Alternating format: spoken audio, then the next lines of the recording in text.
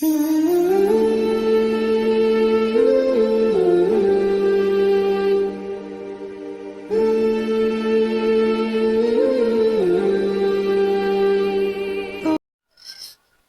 अलैकुम वरहमतुल्लाहि वबरकातुहू।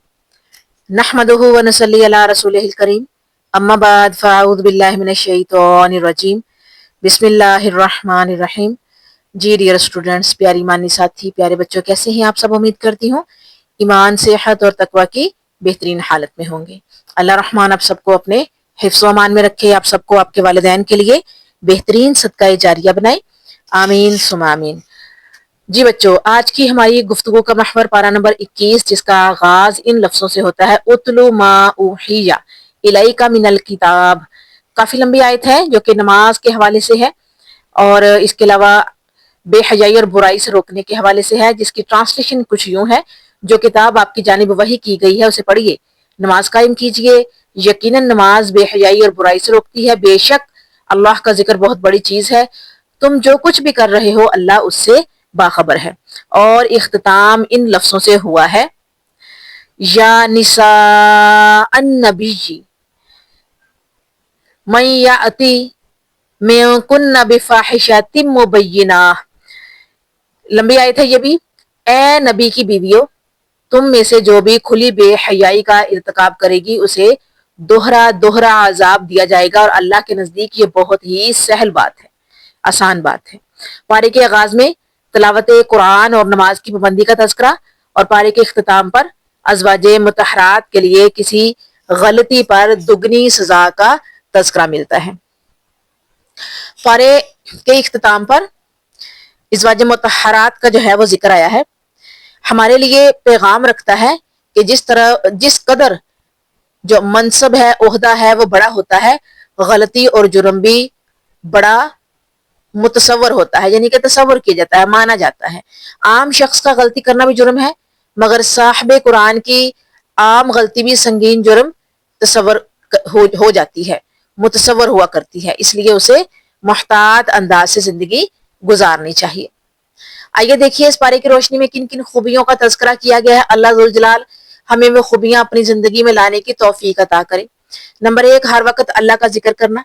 सूरह अनकबूत आयत नंबर 45 में इरशाद रब्बानी है, वला ज़िक्रुल्लाहि अकबर अकबर वल्लाहु यअलमु मा तस्नऊन। बेशक अल्लाह का जिक्र बड़ी चीज है, जो कुछ तुम कर रहे हो उससे अल्लाह बाखबर है, खबरदार है। तो हर वक्त हमें अल्लाह का जिक्र करना चाहिए। जो काम भी हम कर रहे हैं, इवन हम जितनी भी सांसें ले रहे हैं और उन जो सोच हमारी है और उस सोच में जो कुछ हमारी सोच में उभर रहा है, अल्लाह ताला तो उससे भी बाखबर है। हमारे दिलों के जो खानों में छुपी हुई राज हैं, बातें हैं, अल्लाह ताला उससे भी वाकिफ है। जो कुछ हम करने के लिए कदम उठाते हैं, जो नियत करते हैं कि ये काम करना, अल्लाह उससे भी वाकिफ है। तो क्यों ना हम हर वक्त अपनी जुबान पर अल्लाह का जिक्र रखें, ताकि अल्लाह जो है वो हर वक्त हमें अपना जिक्र करते हुए सुने और देखे। पॉइंट नंबर 3 है, खूबी नंबर 3 है, दीन के मामले में कभी अपनी राय कायम ना करें। सूरह अनकबूत आयत नंबर 50 में इरशाद रब्बानी है, उन्होंने कहा कि उस पर कुछ निशानियां, मौजज़ात यानी कि उसके रब की तरफ से क्यों नहीं उतारे गए। आप कह दीजिए कि निशानियां तो सब अल्लाह ताला के पास है, मैं तो सिर्फ खुल्लम खुला आगाह कर देने वाला हूँ। यहाँ पर दीन के मामले में कभी अपनी राय कायम ना करना। जो नबी थे हमारे, जितने भी अंबिया गुजरे हैं, अगर उनसे किसी किस्म का कोई सवाल होता था तो वो भी कहते थे कि जो कुछ अल्लाह ने मुझे हुक्म दिया मैंने वही पहुंचाया है, जो कुछ मुझे अल्लाह ने हुक्म दिया मैंने वही किया है, जो अल्लाह ताला ने मुझे करने को कहा मैंने वही कहा है। यानी अपने पास से एक मिलीमीटर, एक सेंटीमीटर भी आगे या पीछे नहीं हुए अल्लाह के हुक्म के बगैर हमारे नबी भी। तो हम किस जो है वो मुकाम को देख रहे हैं अपने, क्योंकि हम तो एक आम से बंदे हैं, गुनाहगार बंदे हैं। हमें चाहिए कि हम ज्यादा मोहतात अंदाज में रब के हुक्म की पैरवी करें। और वो उन लोगों ने नबी से कहा कि कुछ निशानियां यानी मौजज़ात उसके रब की तरफ से क्यों नहीं उतारे गए। तो फिर ये हुक्म दिया गया कि उन्हें कहो कि दीन के मामले में अपनी राय कायम न करें। हमें भी चाहिए कि दीन के मामले में अपनी राय कायम न करे, बल्कि जो अल्लाह के हुक्म है उनके मुताबिक ही जिंदगी गुजारे और दूसरों को भी उसके मुताबिक ही हुक्म दे। पॉइंट नंबर 3, खूबी नंबर 3 है, बस लगा रहे आखिरत की फिक्र में। सूरह अनकबूत आयत नंबर 57 में इरशाद रब्बानी है, कुल्लु नफ्सिन जायकातुल मौती सुम्मा इलैना तुरजाऊन। हर जानदार मौत का मजा चखने वाला है और तुम सब हमारी तरफ लौटाई जाओगी। अब ये मौत का मजा चखना, اور موت کا جو ذائقہ ہے ٹیسٹ لینا، یعنی کہ چکھنے میں، موت آنے میں اور موت کا ذائقہ چکھنے میں بڑا فرق ہے۔ جو نیکوکار انسان ہوگا اللہ تعالیٰ اس کو سہل موت دیں گے، اور جو بدکار ہوں گے اللہ تعالیٰ پھر موت بھی اس کی اتنی ہی سخت کریں گے۔ تو موت کا ذائقہ ہر انسان اپنے اعمال کے سر پہ چکھے گا کہ کیسا ذائقہ چکھتا ہے۔ اچھے اعمال کیے ہوں گے تو وہ موت کا ذائقہ چکھے گا تو اس میں اسے مزہ آئے گا، لیکن جو برائی کرنے والے ہیں جب وہ موت کا ذائقہ چکھیں گے تو ان کو اپنے اعمال کے سر پہ چکھنا ہوگا۔ سبھی کو اللہ کی طرف لوٹ کے جانا ہے۔ پوائنٹ نمبر 4 ہے پہچان لے دنیا کی حقیقت کو۔ سورہ عنکبوت آیت نمبر 64 میں ارشاد ربانی ہے وَمَا هَذِهِ الْحَيَاةُ الدُّنْيَا إِلَّا لَهْوٌ وَلَعِبٌ وَإِنَّ الدَّارَ الْآخِرَةَ لَهِيَ الْحَيَوَانُ لَوْ كَانُوا يَعْلَمُونَ، اور دنیا کی یہ زندگانی تو محض کھیل تماشا ہے، البتہ آخرت کے گھر کی زندگی حقیقی زندگی ہے، کاش یہ جانتے ہوتے۔ یعنی یہاں پر جو ہے وہ ہمیں بتایا گیا ہے کہ دنیا کی زندگی محض کھیل تماشا، ایک مکڑی کے جالے کی طرح کی دنیا ہے۔ مکڑی کا جالا جتنا نازک اور جتنا عارضی ہوتا ہے ویسی ہی دنیا ہے، یعنی دنیا کی زندگانی کھیل تماشا، جو آخرت کا گھر ہے وہی حقیقی گھر ہے۔ اور پھر یہ کہا کہ کاش یہ جان لیتے اس دنیا کی حقیقت کو تو کبھی بھی اللہ کے حکموں کی روگردانی نہ کرتے۔ وہ جو مشرک، وہ جو کافر، وہ جو گناہ گار تھے، اور اب بھی اس دور میں بھی مشرک، کافر اور گناہ گار جو ہے ان کے لیے کہا گیا ہے کہ کاش یہ دنیا کی حقیقت جان لیتے۔ پوائنٹ نمبر 5 ہے تعلق نہ بدلے حالات کے بدلنے سے، رب کے ساتھ تعلق نہ بدلے۔ سورہ عنکبوت آیت نمبر 65 پر ارشاد ربانی ہے کہ پس یہ لوگ جب کشتیوں میں سوار ہوتے ہیں اللہ کے لیے عبادت کو خالص کر کے اللہ تعالیٰ کو پکارتے ہیں، پھر جب وہ انہیں خشکی کی طرف بچا لاتا ہے تو اسی وقت شرک کرنے لگ جاتے ہیں۔ یعنی آپ مشکل وقت دیکھ کر اللہ کے ساتھ جڑ جاتے ہیں، لیکن جب آسانی آتی ہے تو اللہ کو بھول جاتے ہیں۔ ایسا نہیں ہونا چاہیے، تعلق نہیں بدلنے چاہیے، حالات جیسے بھی مرضی ہوں۔ رب کے ساتھ خاص طور پر جو تعلق ہے وہ نہیں، بندے اور رب کا جو تعلق ہے وہ نہیں بدلنا چاہیے۔ یہ پچھلی قوم کا ذکر کیا گیا ہے کہ وہ کشتی میں سوار تھے اور ان پر جب مصیبت آئی بھیج پانی میں تو انہوں نے کیا کیا، اپنی عبادتوں کو خالص کر لیا اللہ کے لیے، اللہ کو پکارنے لگے سچے دل سے۔ پھر جب وہ کشتی خشکی میں پہنچی تو وہ پھر سے اللہ کو بھول گئے اور شرک میں لگ گئے۔ تو اس لیے کہا گیا ہے کہ حالات جیسے مرضی ہوں رب کا اور بندے کا تعلق نہیں بدلنا چاہیے۔ پوائنٹ نمبر 6 ہے کوشش کرتا رہے دین کے لیے، ہمتن کوشش کرتا رہے۔ سورہ عنکبوت آیت نمبر 69 میں ارشاد ربانی ہے اور جو لوگ ہماری راہ میں مشقتیں برداشت کرتے ہیں ہم انہیں اپنی راہیں ضرور دکھا دیں گے، یقیناً اللہ تعالیٰ نیکوکاروں کا ساتھی ہے۔ یعنی کہ جو کوشش کرتے ہیں دین کی راہوں پر مشقت کرتے، جیسے ہم لوگ ہیں، ہم لوگ کوشش کر رہے ہیں اپنی آواز کو دوسروں تک پہنچانے کے لیے، دوسری بہنوں تک پہنچانے کے لیے، اپنی دینی بہنوں تک جو ہے وہ ہم پہنچنے کی کوشش کر رہے ہیں۔ بالکل ہماری کوششیں انشاءاللہ العزیز رنگ لائیں گی۔ تو اپنی راہ پر ثابت قدمی سے ہم چلتے رہیں گے تو ایک وقت آئے گا جب اللہ رحمان ہمارے لیے کامیابیوں کے دروازے کھول دیں گے، اور ہم اپنے حصے کا کام جو ہے وہ ضرور کریں گے دین کے راستے پر، کیونکہ اللہ تعالیٰ مشقتوں کو برداشت کرنے والوں کو اجر دیتے ہیں، نیکوکاروں کے ساتھی ہیں اللہ تعالیٰ، تو اللہ تعالیٰ ہمارے ساتھی ہیں۔ انشاءاللہ العزیز اللہ تعالیٰ ہمیں نیکوکاروں کے ساتھ شامل کرے اور پھر ہمارا بھی ساتھی بن جائے، ہمارا بھی دوست بن جائے۔ تو دین کے لیے ہم وقت کوشش کرتے رہنا چاہیے۔ اگلا ہمارا جو پوائنٹ ہے، پوائنٹ نمبر 7، ورد کرے صبح شام تسبیحات کا۔ سورہ روم آیت نمبر 17 میں ارشاد ربانی ہے فَسُبْحَانَ اللَّهِ حِینَ تُمْسُونَ وَحِینَ تُصْبِحُونَ، کہ پس اللہ تعالیٰ کی تسبیح پڑھا کرو جب کہ تم شام کرو اور جب صبح کرو۔ یہاں پر ہمیں اللہ کی تسبیح صبح شام پڑھنے کا حکم دیا گیا ہے کہ اللہ کی تسبیحات پڑھیں، ورد کریں۔ تو یہ ہمیں ایک طرح سے یوں بھی بتایا جا رہا ہے کہ ہم صبح شام اللہ تعالیٰ کے اذکار کو پڑھیں۔ ایک تو اللہ تعالیٰ کی پروٹیکشن ہمیں ملے گی، دوسرا یہ کہ ہماری زبانوں پر صبح شام رب کی تسبیحات جو ہے ان کا ورد ہوگا۔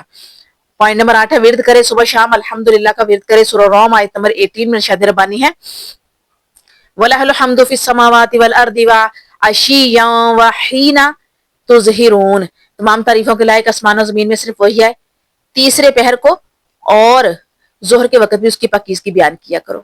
یہاں پر ظہر کے وقت اور تیسرے پہر کو یعنی عصر و ظہر کے بعد کا ذکر کیا گیا ہے کہ تمام تر تعریفیں، تمام تر جو تسبیحات ہیں وہ صرف اللہ کے لیے ہے جو کہ آسمان و زمین کا مالک ہے۔ آسمان و زمین میں صرف وہی ہے، تیسرے پہر کو بھی اس کی تسبیح کرو اور ظہر کے وقت بھی اس کی پاکیزگی بیان کرو، یعنی ہمیں 2 وقت اور بھی، صرف یہ نہیں صبح کر لو رات کو کر لو۔ اوپر آیا نا آیت میں کہ صبح شام یہ نہیں کہا کہ صبح شام جو ہے وہ صرف صبح شام ہی کرنی ہے، تیسرے پہر کو بھی کرنی ہے، یعنی عصر کا وقت اور مغرب کا وقت ہے، اور ظہر کو بھی کرنی ہے، ظہر کا وقت کا نام آیا ہے، جبکہ تیسرا پہر جو ہے وہ عصر اور مغرب کو بھی کرنی ہے۔ تو اللہ کی تسبیح بیان کرنے کے لیے کہا گیا ہے، اس کی تعریف بیان کرنے کے لیے کہا گیا ہے، صبح شام بھی، تیسرے پہر کو بھی اور ظہر کے وقت بھی، اور ہمیں اس پر عمل کرنا چاہیے۔ پوائنٹ نمبر 9 ہے دین کے ساتھ مخلص ہو جائے۔ سورہ روم آیت نمبر 30 میں ارشاد ربانی ہے، پس آپ یکسو ہو کر اپنا منہ دین کی طرف متوجہ کریں۔ اللہ تعالیٰ کی وہ فطرت جس پر اللہ تعالیٰ نے لوگوں کو پیدا کیا ہے، اس اللہ تعالیٰ کے بنائے کو بدلنا نہیں، یہی سیدھا دین ہے، لیکن اکثر لوگ نہیں سمجھتے۔ یہاں پر دین کے ساتھ مخلص ہونا ہے، یعنی اپنا منہ پوری توجہ کے ساتھ، یکسوئی کے ساتھ دین کی طرف موڑنا، دین کو حاصل کرنا، پھر اسے ڈلیور کرنا۔ اللہ تعالیٰ کی فطرت وہ فطرت جس پر اس نے لوگوں کو پیدا کیا ہے، یعنی کہ دین اسلام پر، ملت ابراہیمی ہم چل رہے ہیں، لیکن دین اسلام پر اللہ تعالیٰ نے انسانوں کو پیدا کیا ہے، تو اس پر ہمیں چلنا چاہیے، اور اللہ تعالیٰ کے بنائے ہوئے قوانین کو ہمیں نہیں بدلنا چاہیے، کیونکہ یہی سیدھا دین ہے جو کہ رب نے ہمیں دیا ہے، اور اکثر لوگ اس کو سمجھتے نہیں ہیں۔ وہ اپنے آباء و اجداد اور اپنے جو ہے وہ فیملی جو ہے وہ ٹرمز اینڈ کنڈیشن اپلائی کرتے ہیں دین پر بھی، کہتے ہیں کہ ہمارے آباء و اجداد نے یہی کچھ کیا، ہم نے بھی یہی کچھ کرنا ہے۔ تو ہمیں دین کو بدلنا نہیں ہے، اور اللہ تعالیٰ کے بنائے ہوئے قوانین کو نہیں بدلنا، حکموں کو نہیں بدلنا، بلکہ یہی سیدھا دین ہے اور اسی پر ہمیں چلنا ہے، لیکن اکثر لوگ نہیں سمجھتے۔ پوائنٹ نمبر 10 ہے اپنے مال کی زکوٰۃ ادا کرے۔ سورہ روم آیت نمبر 39 میں ارشاد ربانی ہے، تم جو سود پر دیتے ہو کہ لوگوں کے مال میں تم جو سود پر دیتے ہو کہ لوگوں کے مال میں بڑھتا رہے، وہ اللہ تعالیٰ کے ہاں نہیں بڑھتا، اور جو کچھ صدقہ زکوٰۃ تم اللہ تعالیٰ کی رضا اور خوشنودی کے لیے دو، تو ایسے لوگ ہی ہیں جنہیں عطا فرماتا ہے میرا رب دو گنا عطا فرماتا ہے۔ تو یہاں پر جو ہے وہ سب سے پہلے تو سود جو ہے اس کو ایک سائڈ پہ کیا گیا ہے، کہ اگر تم سودی ہو، سودی کاروبار کرتے ہو، سود لیتے ہو، سود دیتے ہو، تو پھر ایسے لوگوں کا مال بڑھے گا نہیں، اللہ تعالیٰ کے ہاں نہیں بڑھے گا۔ اور جو کچھ اپنے پاک مال میں سے خرچ کرو گے، صدقہ دو گے، زکوٰۃ دو گے، فطرہ دو گے، سب میں اللہ کی رضا اور خوشندی حاصل کرو گے۔ ایسے لوگ ہیں جنہیں عطا فرماتا ہے اللہ تعالیٰ، اور پھر میرا رب کئی گنا بڑھا کر دیتا ہے اپنی شان کے مطابق۔ تو 11واں پوائنٹ دین پر صبر اختیار کرے۔ سورہ روم آیت نمبر 60 میں ارشاد ربانی ہے، فَاصْبِرْ إِنَّ وَعْدَ اللَّهِ حَقٌّ وَلَا يَسْتَخِفَّنَّكَ الَّذِينَ لَا يُوقِنُونَ۔ بس آپ صبر کریں، یقیناً اللہ کا وعدہ سچا ہے، آپ کو وہ لوگ ہلکا نہ کریں جو یقین نہیں رکھتے۔ تو دیکھیے گا دین پر صبر اختیار کرنا، چاہے کیسے بھی حالات ہوں، اپنا راستہ نہیں بدلنا، دین پر صبر اختیار کرنا ہے۔ اللہ کا وعدہ سچا ہے، اور یہ کہ اللہ پر یقین اور توکل آپ کا پختہ ہونا چاہیے۔ آپ کے جو زبان ہے وہ بدلنی نہیں چاہیے، اور آپ کا جو بھروسہ ہے وہ رب کی ذات پہ ہونا چاہیے کہ اللہ کا وعدہ سچا ہے۔ پوائنٹ نمبر 12 ہے اجتناب کرے موسیقی سے، اجتناب کرے۔ سورہ لقمان آیت نمبر 6 میں ارشاد ربانی ہے کہ اور بعض لوگ ایسے بھی ہیں جو لغو باتوں کو مول لیتے ہیں کہ بے علمی کے ساتھ لوگوں کو اللہ کی راہ سے بہکائیں اور اسے ہنسی بنائیں، یہی وہ لوگ ہیں جن کے لیے رسوا کرنے والا عذاب ہے۔ موسیقی سے اجتناب۔ آج کل سوشل میڈیا پہ جو ہے ہمارے اکاؤنٹس چل رہے ہیں، ٹک ٹاک پہ ہے، سنیک پہ ہے، اس طرح سے اس کے علاوہ سنیپ چیٹ ہے، بیگو ہے، مختلف سوشل سائٹس ہیں، یوٹیوب پہ ہے، شارٹس، ریلز، انسٹاگرام۔ تو وہاں پر کیا ہے، وہاں پر لوگ میوزک پہ ناچ رہے ہیں، ہنسی مذاق کر رہے ہیں، لوگوں کو اپنی طرف جو ہے وہ متوجہ کر رہے ہیں، لوگوں سے لائکس اینڈ کمنٹس لینے کے چکر میں لوگوں کو اپنی راہوں سے بہکا رہے ہیں، اور ان کے کانوں تک موسیقی پہنچا رہے ہیں، اور گناہ جاریہ کا ارتکاب کر رہے ہیں۔ تو یہی وہ لوگ ہیں جن کے لیے رسوا کرنے والا عذاب ہے۔ اللہ تعالیٰ نے ایسی تمام باتیں حرام قرار دی ہیں، اور ان سے بچنے کا حکم دیا ہے، اور جو لوگ بے علمی میں لوگوں کو اللہ کی راہ سے بہکائیں اور اسے ہنسی بنائیں، یہی وہ لوگ ہیں جن کے لیے رسوا کرنے والا عذاب ہے۔ پوائنٹ نمبر 13 ہے اجتناب کرے، شرک سے اجتناب کرے۔ سورہ لقمان آیت نمبر 13 میں ارشاد ربانی ہے، اور جبکہ لقمان نے واعظ کرتے ہوئے اپنے لڑکے سے فرمایا کہ میرے پیارے بچے، اللہ کے ساتھ شریک نہ کرنا، بے شک شرک بڑا ظلم ہے۔ یہاں پر حضرت لقمان جو ہیں انہوں نے اپنے بیٹے کو نصیحت کی ہے کہ میرے پیارے بیٹے، میرے پیارے بچے، اللہ کے ساتھ شریک نہ کرنا، اللہ کے ساتھ شرک نہ کرنا، کیونکہ شرک بہت بڑا ظلم ہے، یہ بہت بڑا گناہ ہے، گناہ کبیرہ ہے۔ اللہ سب معاف کر دے گا لیکن شرک معاف نہیں کرے گا، سو ہمیں شرک سے بچنا ہے، ہر معاملے میں شرک سے بچنا ہے۔ اور پوائنٹ نمبر 14 ہے والدین کے ساتھ حسن سلوک۔ سورہ لقمان آیت نمبر 14 میں ارشاد ربانی ہے، ہم نے انسان کو اس کے ماں باپ کے متعلق نصیحت کی ہے، اس کی ماں نے دکھ پر دکھ اٹھا کر اسے حمل میں رکھا اور اس کی دودھ چھڑائی 2 برس میں ہے، کہ تو میری اور اپنے ماں باپ کی شکر گزاری کر، تو سب کو تم سب کو میری ہی طرف لوٹ کر آنا ہے. یہاں پر کیا ہے, والدین کے ساتھ حسن سلوک کا حکم دیا گیا ہے کہ انسان کو اس کے ماں باپ کے متعلق نصیحت کی ہے, نصیحت کی ہے حسن سلوک کی. قرآن نے نصیحت کی ہے, دیکھ لیں کہ اس کی ماں نے دکھ پر دکھ اٹھا کر اسے حمل میں رکھا, یعنی کہ پہلے تکلیف اٹھائی اس نے اور اسے 9 مہینے تک حمل میں رکھا, خود اٹھا کے رکھا, اور اس کے بعد تکلیف کے ساتھ اس کو پیدا کیا. پھر 2 برس تک اسے اپنے سینے کے ساتھ لگا کے رکھا, اپنے سینے سے اس کو جو ہے فیڈ کروایا, اور اس پر کہا گیا ہے کہ تم میری اور اپنے ماں باپ کی شکر گزاری کر, یعنی اللہ تعالیٰ کی اور اپنے والدین کی. والدین میں ماں نے جس طرح سے تکلیفیں اٹھائی اور حمل سے لے کر پیدا کرنے تک اور پھر دودھ چھڑانے تک اس کو اپنے سینے کے ساتھ لگا کے رکھا, اور اس کے بعد بھی اس کی پرورش جو ہے وہ ماں اور باپ کرتے ہیں, اور باپ جو ہے وہ کما کر لاتا ہے اور اپنے جو جگر کا خون ہے وہ اسے پلاتا ہے اور بڑا کرتا ہے. یوں اللہ نے حکم دیا قرآن میں, اپنے ماں باپ کی شکر گزاری کر اور میری یعنی رب کی شکر گزاری کر. تم سب کو میری ہی طرف لوٹ کر آنا ہے, یعنی والدین کو بھی اور بچے کو بھی, اور پھر وہاں پہ حساب کتاب بھی ہوگا نا کہ کس نے کیا کھویا اور کیا پایا. پوائنٹ نمبر 15 ہے امر بالمعروف اور نہی عن المنکر کو قائم کرے.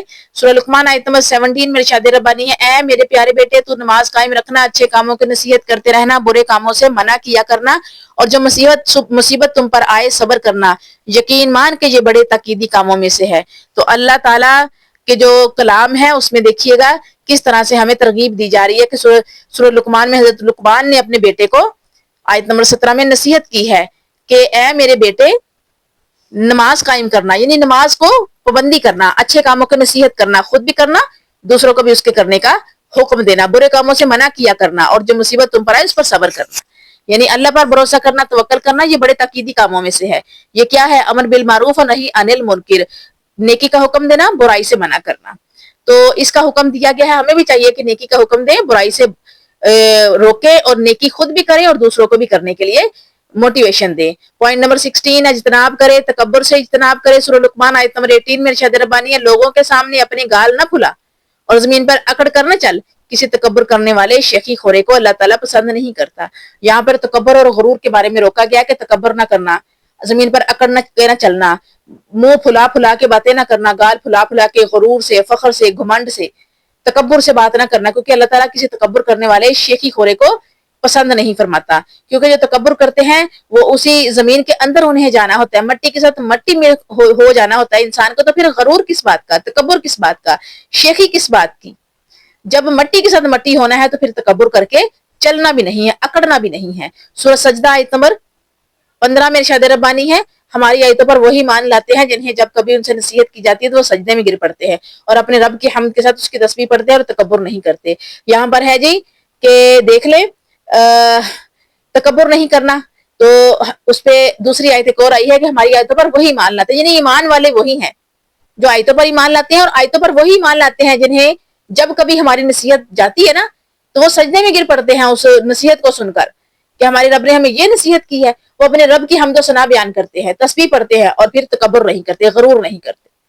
آگے اگلا پوائنٹ 17 دیکھیے گا, دل نہ لگائے, دنیا کے ساتھ دل نہ لگائے. سورہ لقمان آیت نمبر 33 میں ارشاد ربانی ہے, لوگوں اپنے رب سے ڈرو, اس دن کا خوف کرو جس دن باپ اپنے بیٹے کو کوئی نفع نہ پہنچا سکے گا اور نہ بیٹا اپنے باپ کا ذرا بھی نفع کرنے والا ہوگا. یاد رکھو اللہ کا وعدہ سچا ہے. دیکھو دنیا کی زندگی دھوکے میں نہ ڈالے اور نہ دھوکے باز شیطان تمہیں دھوکے میں ڈال دے. یہاں پر کیا کہا گیا ہے کہ دل دنیا میں نہیں لگانا, دنیا کے ساتھ بھی نہیں لگانا, دنیا کے کاموں میں بھی نہیں لگانا, وہ صرف ایک ضرورتاً اپنا حساب کتاب رکھنا ہے. لوگوں اپنے رب سے ڈرو, یعنی کہ رب سے ڈرنا, اس کے علاوہ کسی سے نہیں ڈرنا. اور قیامت کے دن سے ڈرنے کا کہا گیا ہے, خوف کھانے کا کہا گیا کہ جس دن نہ باپ اپنے بیٹے کا سگا بنے گا, نہ بیٹا اپنے باپ کا سگا بنے گا. دونوں باپ بیٹا یعنی کہ والدین اولاد کو نفع نہیں پہنچا سکیں گے اور اولاد والدین کو نفع نہیں پہنچا سکے گی. نہ بیٹا اپنے باپ کا ذرا سا بھی نفع کرنے والا ہوگا, نہ باپ اپنے بیٹے کو نفع پہنچا سکے گا. یاد رکھو اللہ کا وعدہ سچا ہے, یعنی اللہ نے قرآن میں کہہ دیا ہے کہ کوئی بھی سگا رشتہ جو ہے, چاہے سوتیلا ہے سگا ہے, وہ کوئی نفع نہیں دے سکے گا, کیونکہ اللہ کا وعدہ سچا ہے, اللہ نے کہہ دیا ہے. تو دیکھو دنیا کی زندگی دھوکے میں نہ ڈالے, یعنی کہ دنیا کی رنگینیوں میں خود کو گمانا لینا, کھو نہ جانا, نہ دھوکے باز شیطان تمہیں دھوکے میں ڈال دے, شیطان کے بہکاوے میں بھی نہیں آنا, بلکہ کیا ہے کہ اللہ سے ڈرنا, اللہ کے حکموں کو ماننا اور کامیابی حاصل کرنا دنیا اور آخرت میں. پوائنٹ نمبر 18 عالم الغیب جاننے, تو اللہ ذوالجلال کو جانے. سورہ لقمان آیت نمبر 34 میں ارشاد ربانی ہے بے شک اللہ تعالیٰ ہی کے پاس قیامت کا علم ہے، وہی بارش نازل فرماتا ہے اور ماں کے پیٹ میں جو ہے اسے جانتا ہے. کوئی بھی نہیں جانتا ہے کہ کل کیا کچھ کرے گا، نہ کسی کو یہ معلوم ہے کہ کس زمین میں مرے گا. یاد رکھو اللہ تعالیٰ پورے علم والا اور صحیح خبروں والا ہے. یہاں پر جو ہے وہ غیب کا علم جاننے والی ذات صرف رب کی ہے. بے شک اللہ تعالیٰ کے پاس قیامت کا علم بھی ہے کہ کب آئے گی، اور پھر وہ بارش نازل فرماتا ہے، اس کو پتا ہے کب بارش ہوگی کب نہیں ہوگی، کب کہاں برسانی ہے کہاں نہیں برسانی، فیصلے کرنے والی رب کی ذات ہے. اور ماں کے پیٹ میں کیا ہے، بیٹا ہے بیٹی ہے، وہ سب کچھ رب جانتا ہے، اللہ جانتا ہے. اور کل کیا کچھ کرے گا یہ بھی پتا نہیں ہے، کسی کو معلوم نہیں ہے. کس زمین میں مرے گا انسان جو ہے وہ، کون سا انسان کس زمین میں مرے گا، کس زمین میں دفن ہوگا، کون کہاں پیدا ہوگا، کوئی نہیں جانتا سوائے رب کائنات کے. اللہ تعالیٰ پورے علم والا اور صحیح خبروں والا، یعنی کہ اللہ تعالیٰ کا علم مکمل ہے، پرفیکٹ ہے، 150% پرفیکٹ ہے. اور پھر یہ ہے کہ ہر چیز، ہر طرح کی خبریں صرف اسی کے پاس ہے، اس کے علاوہ کسی کے پاس نہیں ہے. سو کیا کرنا چاہیے؟ اللہ پر توکل، بھروسہ کہ تمام تر علم صرف اللہ کی ذات کے پاس ہے. پوائنٹ نمبر 19 ہے قیام کرے، نماز تہجد کا قیام کرے. سورہ سجدہ آیت نمبر 16 میں ارشاد ربانی ہے ان کی کروٹیں اپنے بستروں سے الگ رہتی ہیں، اپنے رب کے خوف اور امید کے ساتھ پکارتے ہیں، جو کچھ ہم نے انہیں دے رکھا ہے وہ خرچ کرتے ہیں. یعنی تہجد کا کہا گیا ہے کہ اپنی نیند کو قربان کرتے ہیں، چھوڑتے ہیں، بستر چھوڑتے ہیں، گرم گرم بستر چھوڑ کر اللہ کے خوف سے اور امید کے ساتھ اس کے سامنے کھڑے ہو جاتے ہیں، اس کی عبادت کرتے ہیں اور اس کو پکارتے ہیں. جو کچھ ہم نے انہیں دے رکھا ہے وہ خرچ کرتے ہیں، یعنی کہ اللہ کے دیے میں سے اللہ کی راہ میں خرچ کرتے ہیں، صرف اللہ کے خوف کی وجہ سے اور اس امید سے کہ رب ان پر مہربانی کرے گا، اللہ ان پر جو ہے وہ زیادہ بوجھ نہیں ڈالے گا. تو کیا ہے کہ تہجد کے قیام کا حکم دیا گیا ہے کہ تہجد کا قیام کرو، اس وقت مانگی ہوئی دعائیں قبول ہوتی ہیں. اس وقت اللہ تعالیٰ پہلے آسمان پر براجمان ہوتے ہیں اور پکار رہے ہوتے ہیں کہ ہے کوئی مجھ سے مانگنے والا، ہے کوئی فریاد کرنے والا میں اس کو دوں، ہے کوئی توبہ کرنے والا میں اس کی توبہ قبول کروں. پوائنٹ نمبر 20 ہے اطاعت و بندگی کی عملی تصویر پیش کرنا. سورہ احزاب آیت نمبر 2 میں ارشاد ربانی ہے کہ جو کچھ آپ کی جانب آپ کے رب کی طرف سے وہی کی جاتی ہے اس کی تابعداری کرے، یقین مانو کہ اللہ تمہارے ہر عمل سے باخبر ہے. تو یہاں پر جو ہے وہ کیا پوائنٹ اٹھایا گیا کہ اطاعت و بندگی کی عملی تصویر پیش کرے کہ جو کچھ آپ کی جانب آپ کی رب کی طرف سے وہی کی جاتی ہے، یعنی جو بھی قرآن میں آیا ہے، نبی صلی اللہ علیہ وسلم پر وحی کی گئی ہے، اس کی تابعداری کرے. جو کچھ وحی میں لکھا ہے اس کی تابعداری کرے، اس کے مطابق من و ان عمل کرے. اللہ تعالیٰ ہر عمل سے، ہر ایک سنگل عمل سے بھی باخبر ہے. تو ہم اللہ تعالیٰ کی بھیجی ہوئی کلام کو پڑھیں، اس پر عمل کریں، جو وحی نبی صلی اللہ علیہ وسلم پر اتری اس پر اعتراض نہ کرے بلکہ اس کو من و عن جو ہے وہ قبول کرے اور اس پر عمل کرے، تابعداری کریں، تو دنیا اور آخرت میں کامیابی اور فلاح پا جائیں گے. کیونکہ اللہ تعالیٰ تو ہر عمل سے باخبر ہے، چاہے وہ رتی بھر بھی عمل کیوں نہ ہو. میری اللہ رب العزت سے دعا ہے کہ خالق و مالک مجھے اور آپ کو ایسی توفیق سے نوازے کہ ہم ان کاموں کو زندگی میں اتارنے والے بن جائیں. خاتمہ بھی ایمان فرمائے، جنت الفردوس میں اپنے حبیب کی رفاقت نصیب فرمائے، آمین یا رب العالمین. وصلی اللہ تعالی علی خیر خلقہ محمد وآلہ وصحبہ اجمعین برحمتک یا ارحم الراحمین. السلام علیکم ورحمۃ اللہ وبرکاتہ.